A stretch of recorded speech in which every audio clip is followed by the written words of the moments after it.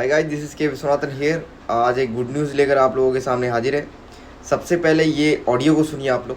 तो मैं विष्णु पदोराय बात कर रहा हूँ। बाबा तुम आया था मेरे पास, तुम लोग को बुरंग को समस्या को लेकर, उसके ऊपर क्या कार्रवाई हुआ, पीडब्ल्यूडी क्या करने जा रहा है, राइटिंग में जवाब मुझे मिला, तुमको भेज रहा हूँ। बुरंग का पीने का पानी, रोड आदि पर गवर्नमेंट का तरफ से पीडब्ल्यूडी चीफ सेक्रेटरी के आदेश पर चीफ इंजीनियर पीडब्ल्यूडी तुमको रिप्लाई दिया। ये अच्छा प्रयास हुआ और तुम लोग को मेहनत भी कुछ कामयाब होगा, ऐसा मुझे लगता है। जय हिंद। कैसा लगा? बहुत बहुत अच्छा लगा लगा? दादू, बहुत बहुत ज़्यादा खुशी मिला दादू, बाप रे बहुत ज़्यादा खुशी मिला। सुनो, पूरा पूरा बिल मायाबंदर तहसील सबको दो, जी जी जी दादू, चिगलीपुर तो सबको दे दो, जी जी अभी सारा, मोहनपुर सबको दे दो, जी जी दादू, और फर्स्ट नंबर सबको दे दो। जी दादू, बस। जी दादू, थैंक यू दादू। ठीक है? जी जी पक्का पक्का पक्का, मैं अभी सब बस। सारे लोगों को बाबा बताता बाबा को फोन मिलता नहीं है। हूँ। जी जी दादू, हम बता देता हूँ बाबा पप्पा बोला नहीं को। बोला?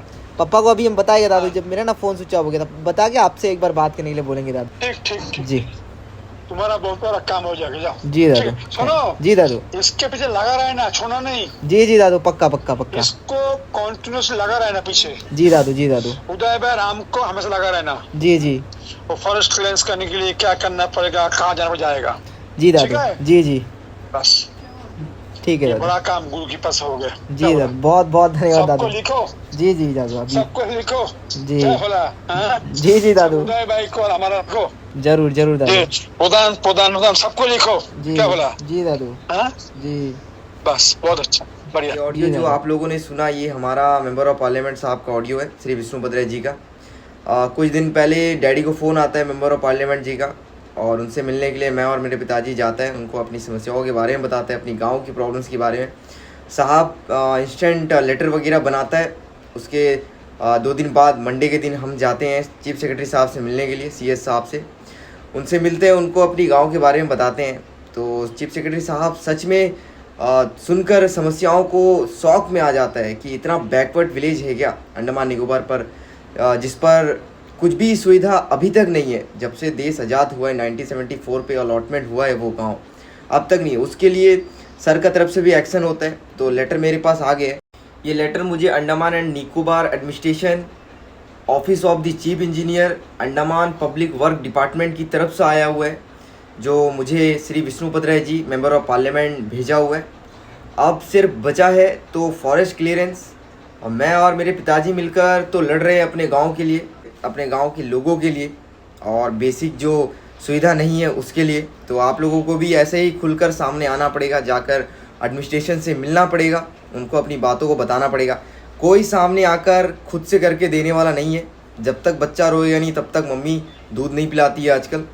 तो वैसे ही है, कोई प्रधान, कोई मेंबर, कोई सामने आकर आपके लिए नहीं लड़ेगा।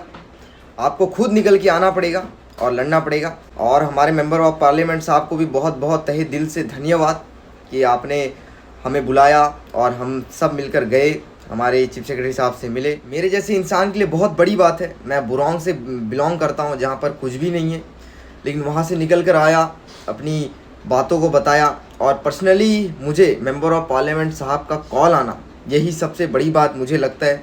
कॉल आया और उन्होंने सारी चीज़ें बताया, तो बहुत बहुत धन्यवाद साहब।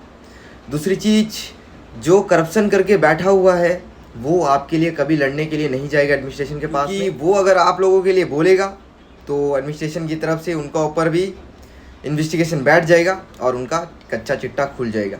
जो चोरी का ढेरी पे बैठा हुआ है वो कभी आपके लिए नहीं लड़ेगा। तो इसके लिए आपको आगे से सावधान रहना पड़ेगा। उनको ही आपका रिप्रेजेंटेटिव बनाना पड़ेगा, उनको ही आपका जिम्मेदारी देना पड़ेगा। जो करप्टेड नहीं है, करप्टेड लोगों को 200 रुपये के लिए, कुछ दारू के लिए, कुछ कपड़े के लिए वोट देकर जिताओगे तो ऐसे ही परेशान रहोगे। अपना गांव बर्बाद, गांव पर साफ़ सफाई नहीं होगी, गांव पर एजुकेशन सिस्टम सही नहीं रहेगा, गांव पर लाइट नहीं रहेगा, गांव पर रोड नहीं रहेगा, सारी चीज़ें करप्शन पे डूब जाएगी। दूसरी बात, ये बात को भी याद रखिए, जो इलेक्शन में इन्वेस्ट कर रहा है वो जीतने के बाद में अपना प्रॉफिट निकालेगा ही निकालेगा, ये फैक्ट है। वो इलेक्शन के टाइम पे इन्वेस्ट कर रहे हैं, पैसे दे रहे हैं, दारू दे रहे हैं, कपड़े दे रहे हैं ना, अपने पैसे लगा रहे हैं, तो पैसे को कैसे मैनेज करेगा, कैसे निकालेगा? भैया जीत तो जाने दो, जो इनके लिए आता है फंड, वो फंड को मैं सारे हड़प लूँगा। इसीलिए अपना जिम्मेदारी को याद रखिए, आपको अधिकार दिया हुआ है, अपने मौलिक अधिकार को थोड़ा सा जानिए। और आप टैक्स पेयर है, आपके पैसे जाता है, वहाँ से जमा होता है, उसके बाद वही पैसे वापस आपके पास आता है, आपके गांव के लिए आता है, आपके बच्चों के फ्यूचर के लिए आता है, आपके हेल्थ के लिए आता है, आपके एजुकेशन सिस्टम के लिए आता है, साफ़ सफाई के लिए आता है। सारे पैसे आप लोगों के लिए ही आता है, क्योंकि वो पैसे आपका ही है।